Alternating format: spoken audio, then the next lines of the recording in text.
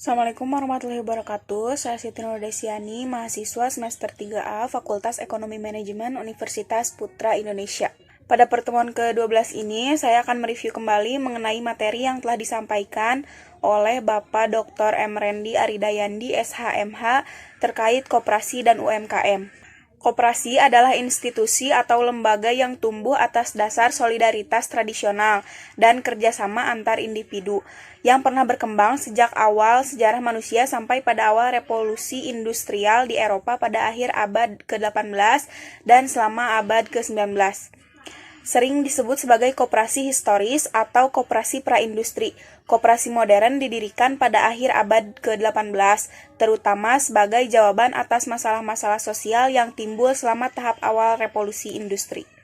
Di Indonesia sendiri, ide-ide perkoperasian diperkenalkan pertama kali oleh Patih di Purwokerto, Jawa Tengah, R. Arya Wiraatmaja yang pada tahun 1896 mendirikan sebuah bank untuk pegawai negeri. Cita-cita semangat tersebut selanjutnya diteruskan oleh De Wolf van Westerode. Pada tahun 1908, Budi Utomo yang didirikan oleh Dr. Sutomo memberikan peranan bagi gerakan koperasi untuk memperbaiki kehidupan rakyat. Pada tahun 1915 dibuat peraturan Verordening of the Cooperative Vereniging dan pada tahun 1927 Regeling Inlandse Cooperative.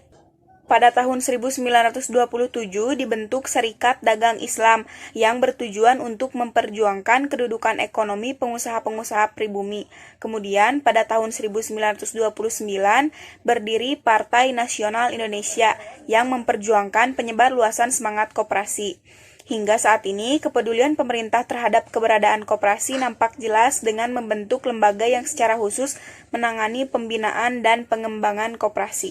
Kemudian ada tugas dan fungsi Kementerian Koperasi dan UMKM. Yang pertama, tugas Kementerian Koperasi dan Usaha Kecil Menengah mempunyai tugas menyelenggarakan urusan di bidang koperasi dan usaha kecil menengah dalam pemerintahan untuk membantu Presiden dalam menyelenggarakan pemerintahan negara. Kemudian ada fungsi Kementerian Koperasi dan UMKM. Yang pertama, perumusan dan penetapan kebijakan di bidang koperasi dan usaha mikro, kecil, dan menengah. Yang kedua, koordinasi dan sinkronisasi pelaksanaan kebijakan di bidang koperasi dan usaha mikro, kecil, menengah.